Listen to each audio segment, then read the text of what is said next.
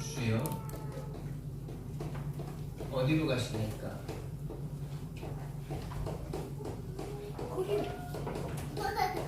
이게 소설 제목인데 뭐 노벨상까지 받았다 그러죠. 폴란드에서 쓴 책인데 영화도 돼 있죠. 베드로 이야기인데 오늘은 베드로의 삶을 통해서 우리에게 주시는 하나님의 말씀을 받도록 하겠습니다. 우리가 먼저 이 세상을 살아가는데 이 정체성이 정리되지 않는다. 그럼 우리는 아무것도 할 수가 없겠죠. 정체성이 정리되어야 됩니다. 우리가 하나님의 자녀가 됐는데 우리가 하나님의 자녀로서 살아가기 위해서는 우리가 어디에서부터 지금 어떻게 되어 있는지, 우리가 지금 그럼 무엇을 하면서 살아가야 되는지에 대한 정확한 정리가 돼야 되겠죠. 어디서 와서 어디로 가는가. 세상 사람들은 그냥 우연히 시작됐다고, 우연히 그냥 무슨 일을 하다가 우연히 그냥 죽으면 아무것도 없겠지, 뭐 죽으면 뭐가 있겠어 하고 그냥 그렇게 살고 있습니다. 그래서 마음이 공허하고 불안합니다. 돈을 가지면 가졌을수록 괴롭습니다. 다 놓고 가야 되니까. 좋은 차 있을수록 더 괴롭습니다. 좋은 차 놓고 가려니까 얼마나 마음이 아픕니까? 하나님이 우리를 창조하셨고 하나님이 우리를 보내셨고 우리는 하나님과 완전히 하나 되는 그 완전한 인생입니다. 그것을 알지 못하니까 그냥 인생이 그냥 불안합니다. 조금 뭔가로 채워야 됩니다. 자꾸 뭔가에 집착해야 됩니다. 중독돼야 됩니다. 안 그러면 괴로우니까요. 그러니까 재벌 3세들이 뭐가 부족해가지고 재벌 3세쯤 되면 뭐 공부도 다 시켜줘. 좋은 것도 뭐 아무 때나 뭐 가질 수 있어. 근데 불안해. 마음이 불안해. 공허해. 채울 수가 없어. 그래서 마약을 찔러댑니다. 마약을 찔러대고 뭔가에 집착하고 뭔가 폭력에 뭔가 음란과 퇴폐에 중독될 수밖에 없는,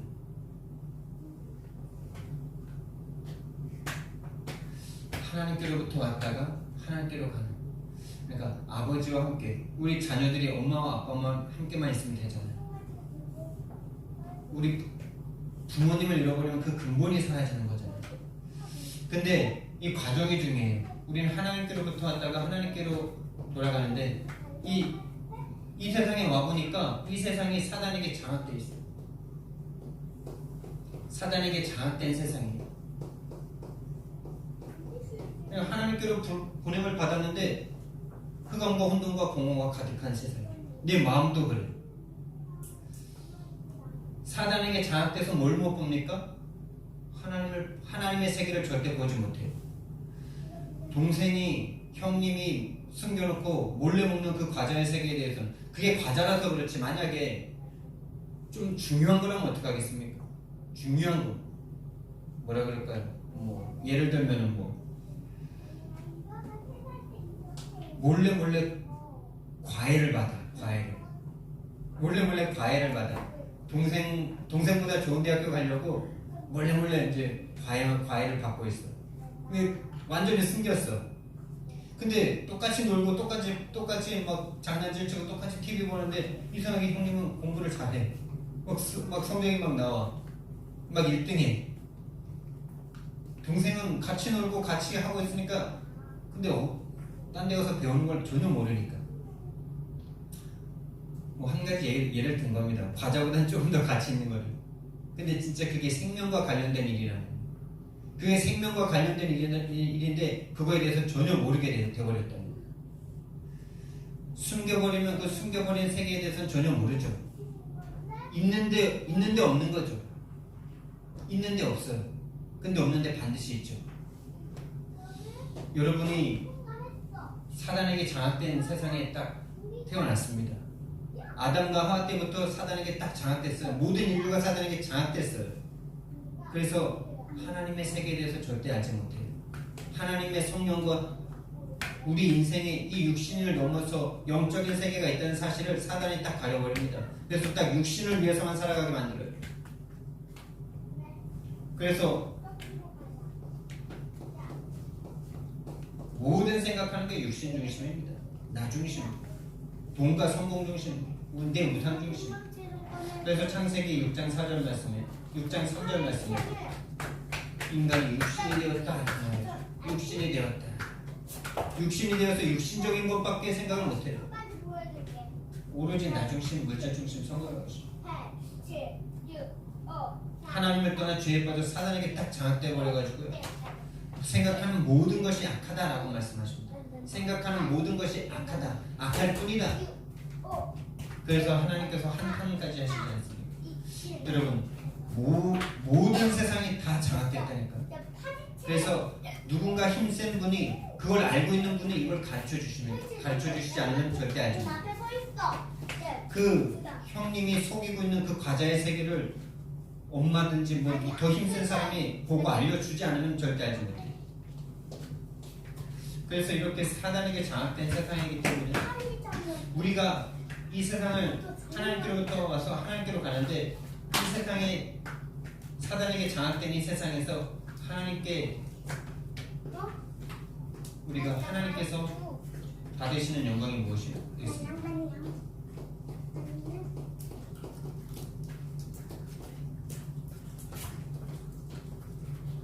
이 세상이 사단에게 다 장악됐는데 이 세상의 것으로 하나님께 영광이 되겠습니까? 세상이 다 사단에게 장악됐는데 세상의 것으로 우리는 하나님께 영광을 돌리려고 합니다. 세상에서 좀 성공하면 하나님이 영광 받으시겠지. 내가 좀 잘 나가면 하나님이 영광 받으시겠지. 내가 공부 열심히 해서 1등하면 하나님이 영광 받으시겠지. 그게 모든 아이들의 동기 아닙니까? 내가 1등이 하나님이 영광 받는데 그래야 전도할 수 있다. 그 전도 아닙니다. 그렇게 돼서 하나님 증거하지 마셔야 됩니다. 그 사람 그렇게 전도하면 그 사람 또한 그 동기를 가지고 하나님을 믿기 때문에 오히려 하나님의 영광을 가리게 되죠. 하나님께서 받으시는 영광.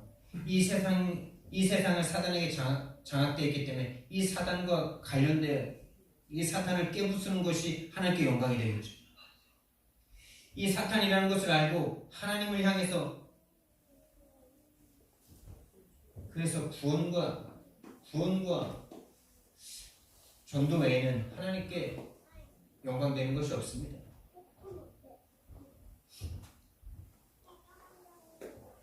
그래서 우리가 믿는 하나님은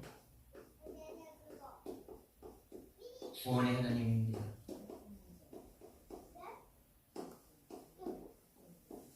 하나님은 이 구원 하나를 위해서 모든 것을 우리에게 다 주셨습니다. 그래서 로마서 3장 8장 32절 말씀해 보니까 우리의 구원을 위해서 그 아들을 내어주시니까 모든 것을 다 주시지 않겠느냐 이렇게 말씀하셨어요. 모든 것을 다 주시지 않겠느냐. 여러분 우리가 구원을 받았다. 모든 것을 다 받은 것입니다. 더 필요한 게 없는 것입니다. 우리의 생명을 누군가에게 줬다면 그 사람이 우리에게 더 이상 아무것도 요구할 수 없지 않습니까? 다 받은 거죠. 더 이상 필요한 것이 없죠. 하나님의 모든 생명을 다 주신 것입니다. 여기에 대한 우리가 확신을 가져야 됩니다.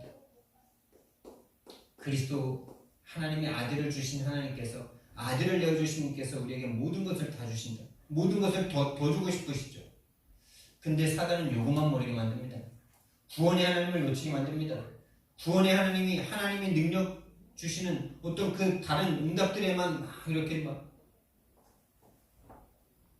집중되게 만듭니다.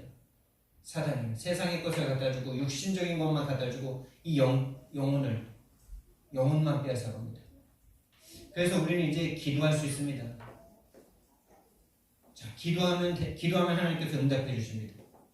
아들을 주신 하나님께서 모든 것을 더해 주시겠다고 말씀하셨어요. 그렇다면 우리는 이제 문제 없죠? 성도는 아무 문제 없습니다. 아멘입니까? 네. 여러분에게 지금 문제 같은 어떤 상황과 환경과 일들이 분명히 있을 것인데 그것은 하나님의 능력을 체험할 기회만 될 뿐입니다. 문제는 뭐냐? 그 문제를 해결할 수 있는 하나님을 믿지 못하는 것만이 문제입니다. 하나님이 안 믿어져요. 왜? 사단에게 장악된 상태로 우리가 너무 오래 살았어. 각인뿌리 체질이 사단이 준 각인뿌리 체질. 돈이 필요한 세상이고 돈이 필요한 문화야. 문제 없습니다, 여러분. 문제라고 생각하는 그게 문제입니다. 경제 문제가 있습니까? 그 경제 문제를 하나님 앞에 안전히 그냥 응답 받으시면 됩니다. 응답 주시면 됩니다. 응답 줄 하나님이 안 믿어질 뿐입니다.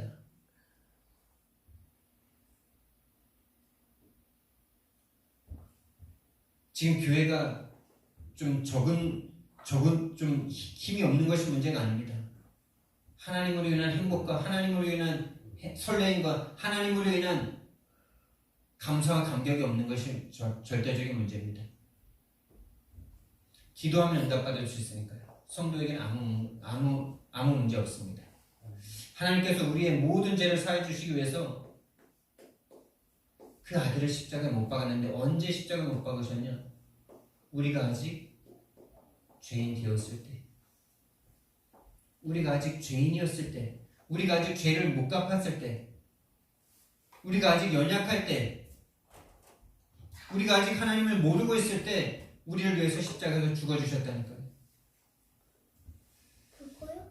우리의 모든 죄는 과거, 현재, 미래의 모든 죄가 다 용서됐습니다. 더 이상 우리가 하나님 앞에 더 이상 우리는 하나님 앞에 나아가지 못할 죄인들이 아닙니다. 하나님의 자녀들입니다. 하나님이 우리를 이 죄의 권세를 뚫고 우리를 찾아와 주셨습니다. 하나님 앞에 우리 담대히 나아갈 수 있는 담력을 얻어버렸습니다. 그의 육체를 찢으셔서 우리와 하나님 사이를 막고 있던 그 휘장을, 그 담을 허물어 버리셨습니다. 이제부터 하나님의 사람들은 하나님이 분명히 인도하십니다. 하나님께서 우리 속에 들어와 계십니다. 우리 속에 들어와 계신 게 구원이죠. 내 안에 들어오셔서 뭐하고 계십니까? 낮잠 주무십니까? 있을 데가 없어서 오십니까? 하나님이 지금도 우리를 분명히 인도하고 계십니다. 이 인도받을 수 있는 것은, 인도받는 키는 믿음입니다. 하나님이 지금 나를 인도하고 계신다는 믿음. 여러분에게 지금 안 좋은 상황이 있습니까? 하나님이 인도 중에 있습니다. 여러분이 지금 괴로움 속에 있습니까? 하나님이 분명하게 더 좋은 것을 놓고 분명하게 인도하고 계시는 게 확실합니다. 왜? 하나님께서 여러분을 위해서 자기 외아들을 죽이실 만큼 사랑하셔서 그것을 믿게 하셨고 믿는 자들과 지금 함께하고 계시니까.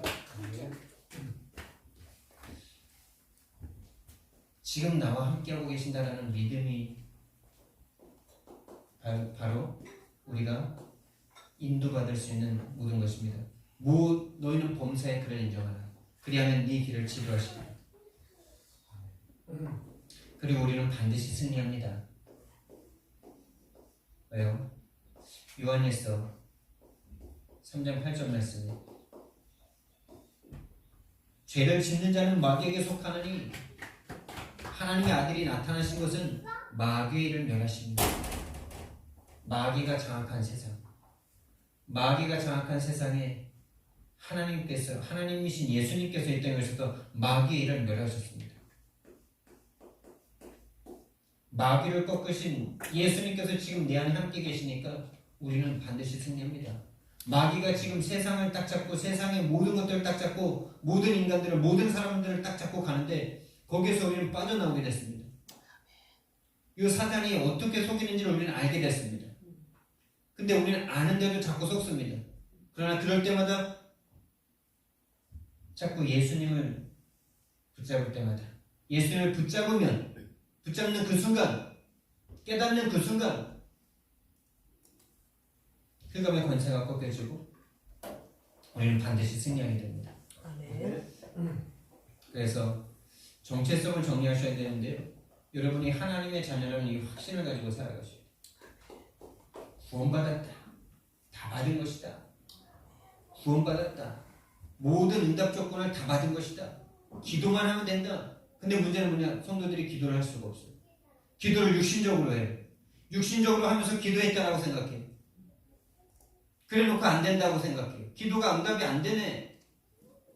딱 여기에 빠져서 기도하고 있으면서, 기도란 내 생각을 멈추고 하나님의 생각으로, 하나님의 말씀으로 내가 집중될 수 있는 것이 바로 기도입니다.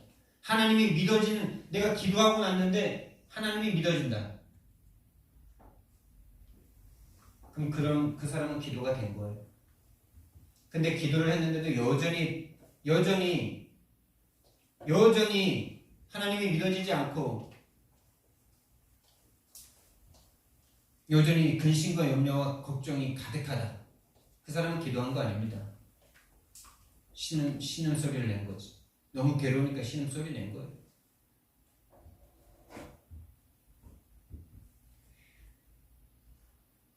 하나님께서 우리가 아직 죄인 되었을 때 우리를 위해서 십자가에서 못 박혀 죽어주셨습니다. 우리는 자꾸 죄에 묶이려고 하는 이 사탄의 세력을, 사탄으로부터 벗어나야 됩니다. 분명히 지금 내 안에서 함께 계시면서 모든 일 가운데 자든지 깨든지 나와 함께 살고 싶은 예수님께서 지금 나와 함께하고 계십니다. 아멘. 그래서 우리는 반드시 승리합니다. 하나님을 붙잡는 것이 승리입니다. 아멘. 문제에 빠지지 않고 하나님을 붙잡으면 승리하는 겁니다. 오늘 베드로를 보면서 어떻게 우리가 그러면 정말 승리할 수 있을까? 베드로. 지금 베드로의 상태를 우리가 한번 보겠습니다. 베드로는 수제자죠. 지난주에 우리가 유다를 봤는데 이 베드로도 하나님과 예수님과 함께하기 위해서 직업 버리고 어부라는 직업 고기 잡고 있었는데 나를 따라하라 그러니까 금을 버리고 따라갔죠. 따라가는데 가족 버려야죠. 자기 삶 버려야죠. 다 버렸어요. 여러분 이 정도 되면은 이건 정말 이 정도 되면은 오직 아닙니까? 우리는 예수님 믿기 위해서 이거 하나도 안 버리지 않았습니까? 지금도 이것 때문에 갈등하지 않습니까? 내가 하나님을 따라야 돼? 직업을 더 잘되게 해야 돼? 직업을 잘되게 하는 게 하나님께 영광 돌리는 거 아니야? 이것 때문에 되게 갈등하고 있잖아. 내 가족과 내 삶에 대해서 조금도 버리지 못하니까 조금 이거에 문제 오면 우리는 갈등하지 않습니까? 근데 베드로는 이거 버리고 3년 6개월 동안 함께 했습니다. 3년 6개월이 문제가 아니라 더 하나님 예수님이 계셨으면 더 오래 함께 했겠죠. 예수님이 십자가에 못 안 박히셨으면 더 함께 할 수 있었겠죠. 그리고 이 함께 하면서 모든 것을 봤어요. 증인이에요. 우병이어의 증인, 물리를 걸으시는 증인, 물리를 자기가 직접 걸었고 죽은 자를 살리시는 걸 봤고 귀신이 떠나가는 걸 봤고 자기가 나가서 예수 이름으로 복음을 전도하니까 귀신이 떠나갔고 체험까지 했어요. 보고 체험했어요. 수많은 기적과 응답들을 체험했습니다. 그리고 예수님은 그리스도시라고 처음으로 지구상 최초로 고백까지 했습니다. 이 정도 되면 정말 베드로 이제 인생 되는 거 아닙니까 이제? 다 버리고 정말 하나님을 위해서 올인했어요. 그리고 3년 6개월 동안 함께하면서 그 중에서 수제자였어요. 모든 걸 보고 모든 걸 체험했습니다. 예수가 그리스도라는 것을 하나님의 은혜로 체험했어요. 증명 고백했어요. 그리고 그 중에 12명의 제자 중에서도 3명의 수제자에 속했습니다. 여러분 이 정도 되면 좀 이제 된 거 아닙니까? 어떤 스승을 따라가서 수제자가 됐다면 성공한 거 아닙니까? 근데 어떻게 됩니까?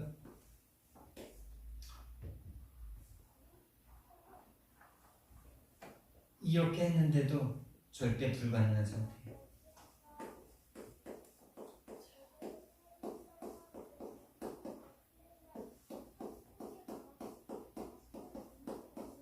절대 불가능한 상태입니다. 어떤 절대 불가능?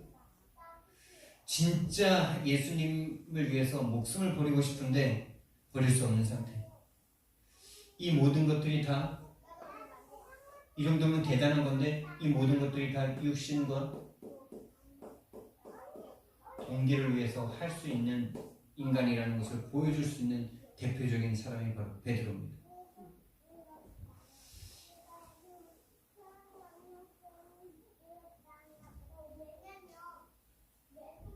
그래서 결국에는 예수님을 배반하지 않습니까?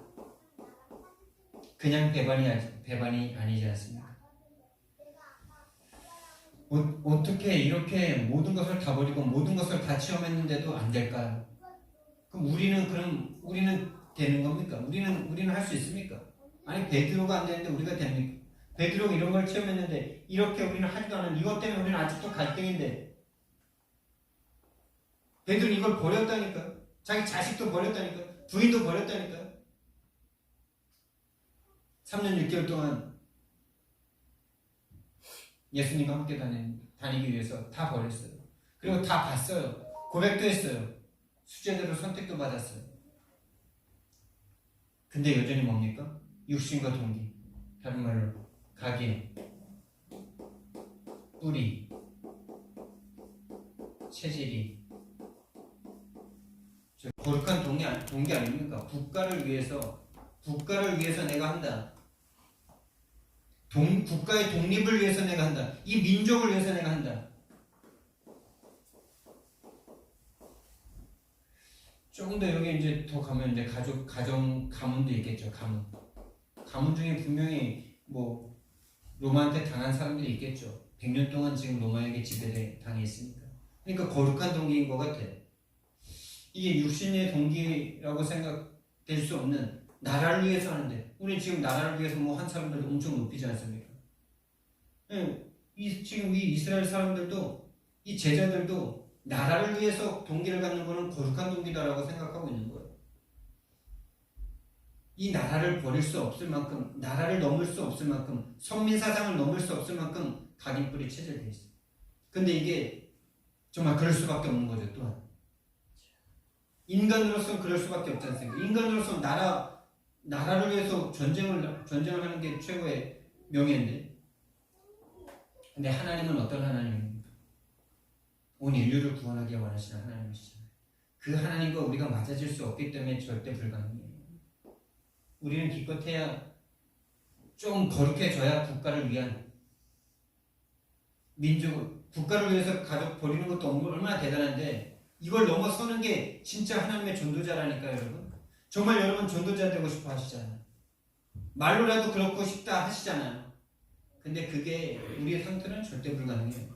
국가를 위해서도 목숨 버리기 얼마나 어려운데, 국가를 위해서 지금 이 이스라엘 이 12명의 제자가 예수님과 함께 국가를 한번 좀 회복시켜보려고, 독립시켜보려고 막 따라다니는데, 예수님은 이것까지 거부하라 그러죠.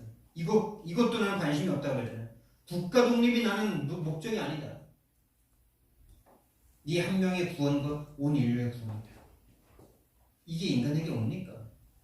기껏해야 거룩한 동기를 가져야 나라를 위해서 목숨을 버리는 정도지. 근데 뭐 나라를 위해서 목숨을 버린 사람들도 지금 얼마나 추앙받는 진짜 영웅들입니까? 근데 그게 온 인류를 봤을 때는 그렇게 뭐 소중한 사람들은 아니지 않습니까? 특히 일본 사람들에게 우리 독립운동자들은 나쁜 사람들 아닙니까? 우리의 이 제국주의를 막아버린 아주 나쁜 사람들 아닙니까? 국가를 뛰어넘어야 돼요. 민족과 가문을 뛰어넘어야 됩니다. 근데 그럴 수가 없는 우리들이죠. 각인뿌리 체질이 모든 것이 나 중심, 물질과 우상 중심, 성공 중심, 마귀 자녀로 태어나서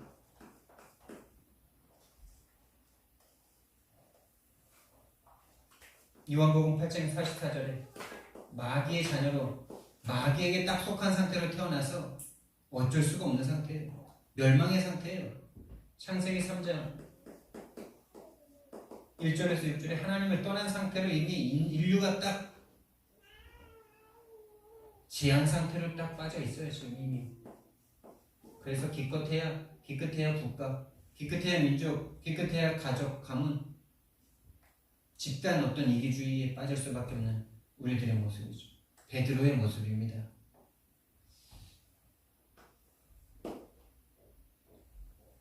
근데 이 베드로가 이렇게 고백합니다. 네, 예수님, 주님 어디로 가십니까? 이러니까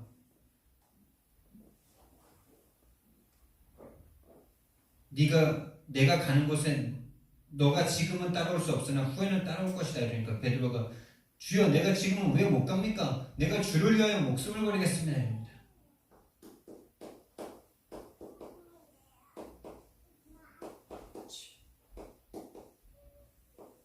아, 멋있죠. 제자라면 이 정도 돼야죠.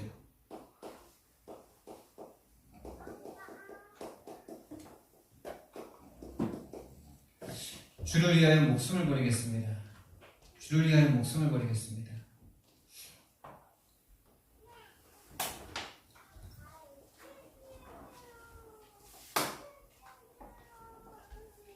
주를 위하여 목숨을 버리겠다 이렇게 고백합니다. 여러분 이 말씀 이 이야기를 들으면은 참 스승으로서는 참 뿌듯하지 않겠습니까? 아 그래 내가 제자 참 잘 키웠구나. 아 그래 너 때문에 내가 산다. 너 때문에 내가 보람을 느낀다. 뭐 이 정도 돼야 되는데 그러나 예수님은 하나님이시죠. 인간을 알고 계신 분이죠. 인간을 구원하러 오신 분이죠. 알고 계시죠. 이게 우리들의 고백들 아닙니까? 우리는 예수님을 위해서 목숨을 버리고 싶지 않습니까? 교회를 위해서 뭔가를 하고 싶지 않습니까? 주의 종을 위해서 뭔가 주의 일을 하는 자들을 위해서 뭔가를 하고 싶지 않습니까?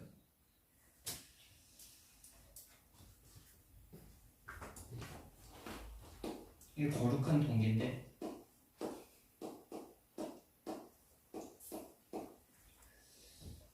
이 거룩한 동기 이게 동기라는 것도 사실은 모르죠. 동기인데 동기인 줄 몰라요. 왜? 본인의 한계 속에서는 이게 최고니까. 국가화를 위해서 목숨을 버리겠다라고 하는 게 최고니까. 동기인지조차 몰라요.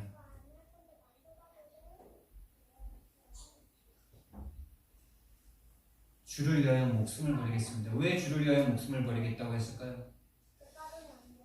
진짜 그 마음이 그렇게 마음이 될 뿐만 아니라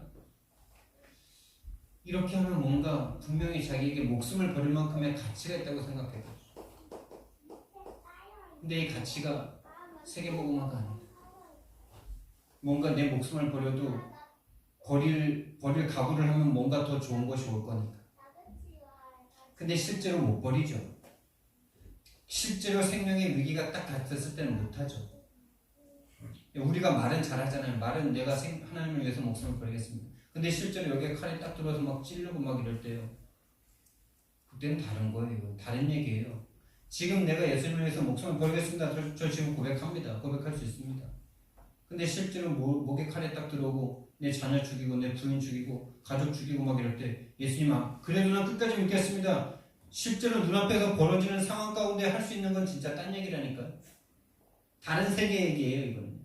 지금은 아무런 너무나 좋은 상황이니까 내는 할 수 있다라고 말은 하는데 말할 수 있다는 것도 감사하지만은 실제 상황이 딱 됐을 때는 완전 딴 세계라니까요. 딱 잡혀버립니다. 잡혀버린다니까요. 내 마음이 아닌 게 돼요. 베드로가요. 진짜 이 마음이 진실이지 않습니까? 진실한 마음 아닙니까?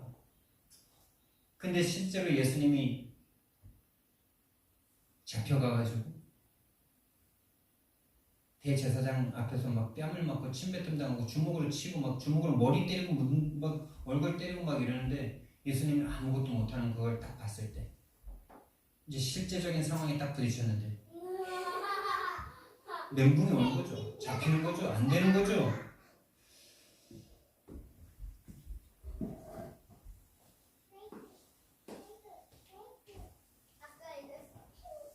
예수님을 부인합니다. 부인하는데 그냥 부인하는 게 아니고 저주하고 맹세까지 합니다.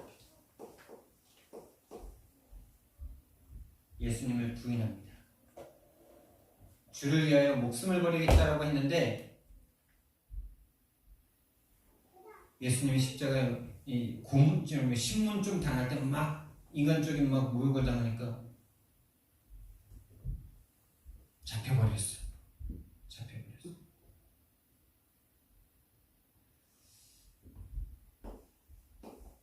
근데 여러분 이게 이 베드로에게요 필요한 시간이라는 말씀입니다. 하나님의 입장에서 봤을 때는 이 베드로라는 한 사람을 진짜 하나님의 일을 하기 위해서 하나님께서 반드시 이 길을 가게 하셔야 돼요. 근데 이 베드로만 그런 게 아니고요. 모든 사람이 이 길을 갑니다. 이 길을 가게 된다니까요. 필요한 시간이에요. 필요한 시간이에요. 왜? 우리는 육신을 가져서 육신이 되어서 육신적인 생각을 육신적으로 무너뜨리려고 하잖아요. 육신적인 생각을 육신적으로 무너뜨린다. 안 되는 거죠. 육신의 한계 속에서 계속 생각할 뿐이죠. 영적인 세계는 절대로 볼 수가 없죠.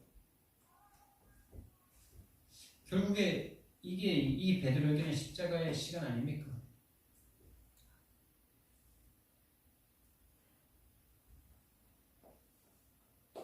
그래서 예수님께서 이렇게 묻습니다.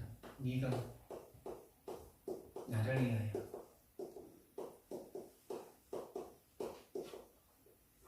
목숨을 버리겠느냐?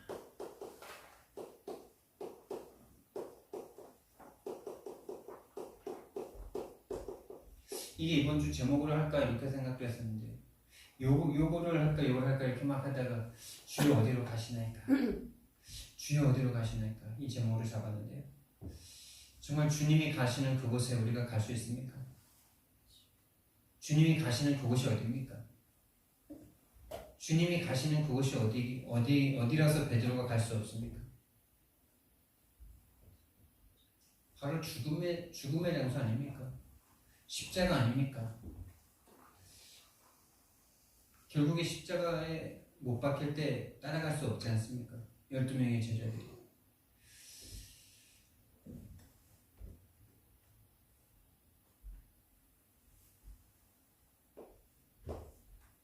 그래서 예수님께서 참 말씀을 이렇게 하실 필요가 있었을까 하는 말씀을 하셨어요. 뭐라고 말씀하셨냐? 네가 나를 못 따라올 거다. 네가 나를 부인할 거다. 그냥 이렇게 말하면 되는데 진실로 진실로요.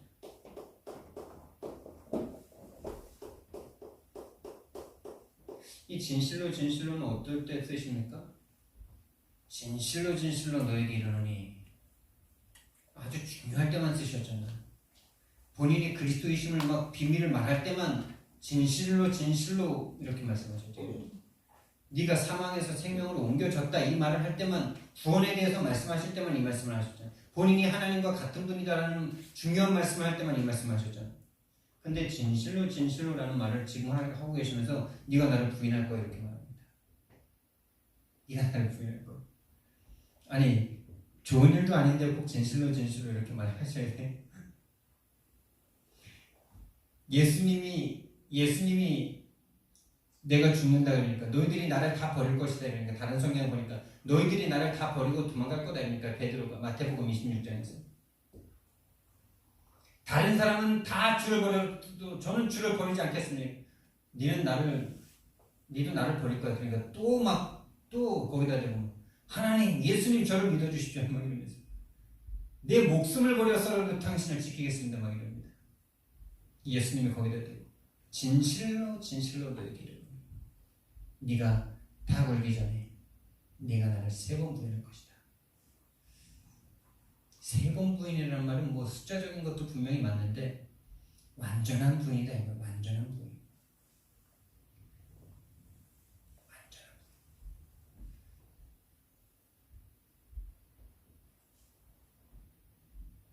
여러분 이렇게 예수님에 대해서 뭔가 부인해 본 적 있으십니까?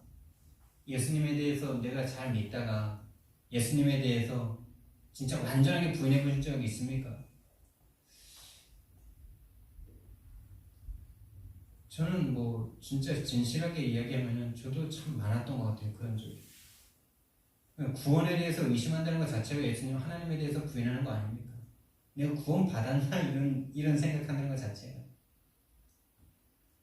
여러분이 살아계시는 동안에 내가 예수님을 부인할 수밖에 없는 사람이구나.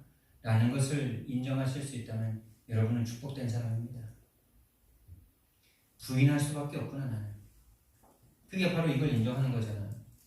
절대 불가능한 인정.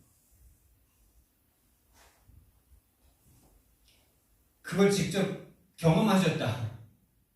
하나님의 계획이 더 큰 사람이죠.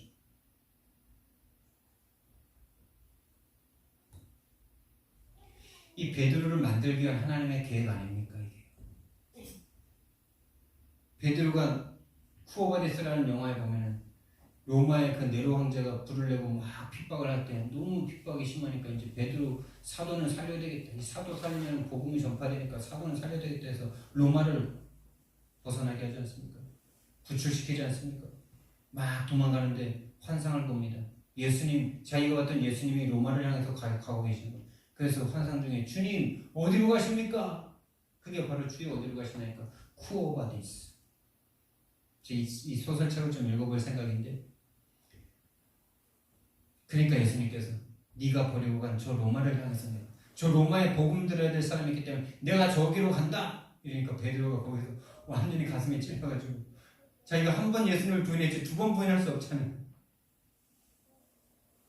그래서 다시 로마로 들어갑니다. 가서 십자가에 처형을 당하는데 거꾸로 나를 달아달라. 예수님과 똑같이 내가 어떻게 다리냐? 나를 거꾸로 달아달라 하고 예수님 그 십자가의 못을 박히죠. 그리고 또 이런 일들이 많이 있죠. 북한 땅에 지금도 막 예수님 믿는 사람들 많이 핍박하지 않습니까? 안 드러나서 그렇지. 그래서 탈북 선교하시는 이 탈북자들 또 이렇게 북한 선교하시는 목사님들이 계시잖아요. 그분 중에 한 분이 이 지하교회에서 이제 죽임 당할 수밖에 없는 이분들을 구출해내려고 막 작전을 세워가지고 겨우겨우 이제 몇 명을 구출하게 된 거예요. 근데 이제 한 나이 지긋한 장로님 같은 분이시죠. 그분과 이제 접선을 하면서 딱 태우고 나올 수 있는 그런 상황인데, 그날 약속이 딱 됐는데 이 장로님이 짐을 갖고 오시는데 짐을 갖고 오지 않고 이 목사님에게로 와가지고, 목사님, 제가 잘못 생각했습니다. 내가 이 핍박을 피해서 나가는 것이 아니라 이 핍박을 내가 여기서 당하고 여기서 죽임당하는 것이 하나님의 뜻과 계획이라는 것을 내가 알았습니다. 이러면서 다시 차만 타면 나올 수 있는데 다시 들어가는 이런 일들이 있지 않습니까? 그게 여러분 우리가 마음 먹는다고 되겠습니까? 베드로가 마음을 얼마나 먹었는데요. 주를 위하여 목숨을 버리겠습니다. 다른 사람들은 다 주님을 버려도 나는 주님을 위해서 목숨을 버리겠습니다. 얼마나 호언장담했는데요. 그리고 그럴 수 있는 많은 것들을 봤잖아요. 근데 진짜로 죽음의 딱 실제적인 문제 앞에 딱 섰을 때는 할 수 없는 거예요.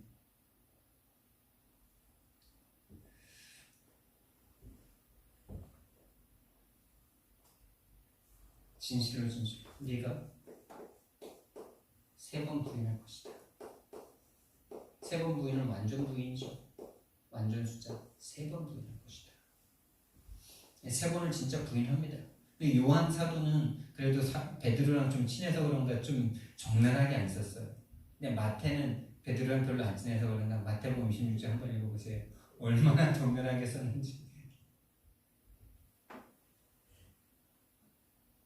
요한복음에서는 그냥 대충 써놨어요. 한 번 부인하고 2번 부인하고 부인했다 이렇게 써놨어요. 의리가 있었나 봐요.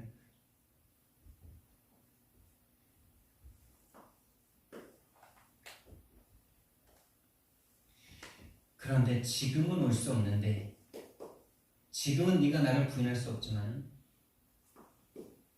후에는 따라오리라 이렇게 말씀하시죠. 어떤 상태입니까? 아까도 말했지만은 이 십자가를 통과하고 난 후에는 따라올 수 있다 이 말이죠. 다른 말로 갈라디아서 2장 20절. 이제는 내가 그리스도와 함께 십자가 못 박혔나니 이제는 내가 사는 것이 아니라 내 안에 그리스도께서 사시는 것이다. 이 십자가를 통과한 사람이 갈 수 있는 길입니다. 그러니까 육신에 대해서는 죽는 사람, 이 육신은 아무 값어치가 없구나라는 것을 정말 인정한 사람.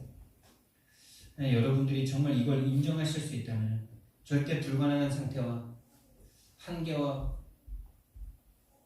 절대 변할 수 없는 자신의 상태라는 것을 인정하는 사람.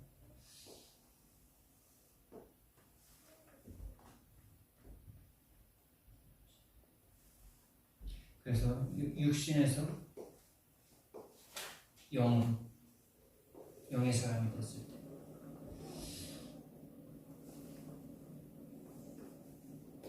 성령님이 임재하시니까 성령 충만 받으니까 따라갈 수 있게 됐죠.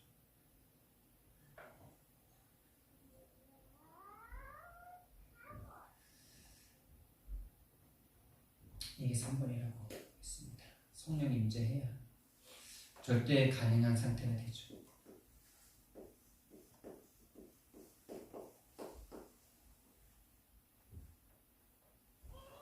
절대 불가능한 우리가 절대 가능해질 수 있는 유일한 길, 십자가, 갈보리 산원이야. 이 길을 통과하지 않고 되는 방법은 없습니다.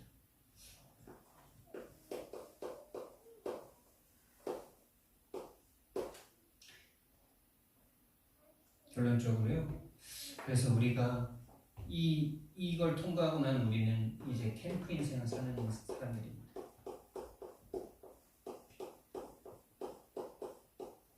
캠프 인생이라 하면 빛을 비추는 인생입니다. 너희는 빛이다라고 말씀하셨어요. 빛이 되라 안 하셨고 너희는 빛이다 이렇게 말씀하셨어요. 여러분 자체가 그냥 빛이에요. 근데 빛이 아닌 것처럼 살아갈 수밖에 없는 불가능한 상태에 있는 거죠. 그래서 캠프 인생인데 결국엔 우리는 나그네 인생이라는 말과 똑같죠. 잠깐 왔다가 가는 인생입니다. 이 인생 가운데 너무 매이지 마시고 우리가 정말 이 빛을 비추는 300명 영접운동에 그래서 30명 다락방 3군데 지교회가 열리지 만큼 15명의 어린 아이들을 정말 초청할 수 있을 만큼 여기에 우리가 올인할 때 하나님이 그의 나라와 그의 의를 먼저 구하는 자에게 모든 것을 더하시겠다는 이것을 정말 우리가 체험할 수 있길 바라고요. 아멘. 그래서 한 가지부터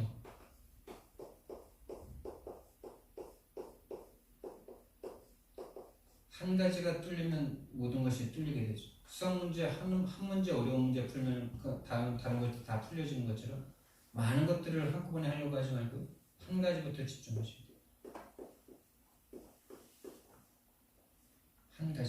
한 가지에 집중되는 사람이 뭔가를 할 수 있어요. 근데 이것도 하고 싶고 저것도 하고 싶고 다 하고 싶은 사람은 아직 좀 안 되는 상태예요. 하고 싶은데 안 되는 상태예요. 그래서 단살이라는 단어를 주셨죠. 근데 이 단살이라는 단어가 끊고 버리고 떠나가는 거를 뜻하는데 이게 불신자들도 이 삶을 살아요. 이거 인터넷에 쳐봤더니 나오더라고요. 단살이의 삶 뭐 이러면서. 불신자들도 뭔가 이루기 위해서요. 세상의 것을 끊고 내 육신의 것을 버리고 뭔가 떠난 삶을 삽니다. 불신자들도 뭔가를 이루기 위해서는요. 단살이의 삶을 살아요. 끊고 버리고 떠나. 이거를 우리가요. 그리스도 안에서 할 수 있다는 거예요. 불필요한 모든 것을 한 가지 때문에 버릴 수 있다는 거예요.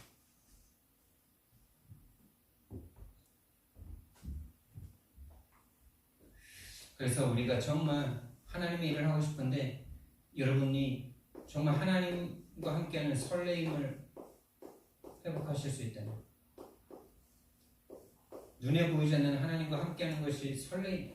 오늘 내 인생 가운데 오늘 나와 함께 하시는 하나님에 대해서 내가 설레어진다. 이 사람은 이미 하나님과의 깊은 관계가 되어 있는 거죠. 이미 긴밀한 관계가 되어 있는 거죠. 하나님께 기도하면서도 뭔가 그냥 기도하는 그 행위 자체에 딱 묶여있는 사람은 절대 이거 느낄 수 없죠.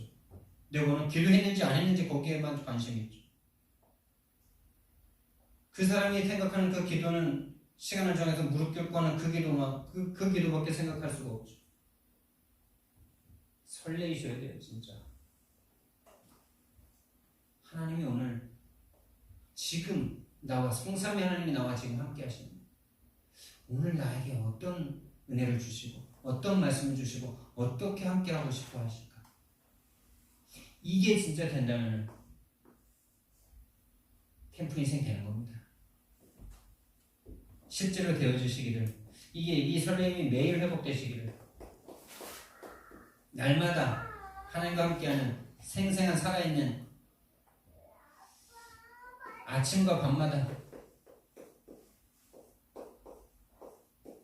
진짜 우리가 한 번은 체험해봐야 되는 거 아닙니까? 많은 전도자들이 증거하지 않습니까? 정말 하나님이 함께 하셔가지고 날마다 새로운 삶이고 날마다 기대가 되고 날마다 저와 여러분에게 정말 설레이는 하나님의 역사와 응답들이 시작되기를 예수님 이름으로 축원드립니다. 사랑의 하나님 은혜와 사랑을 감사를 드립니다. 주는 그리스도시요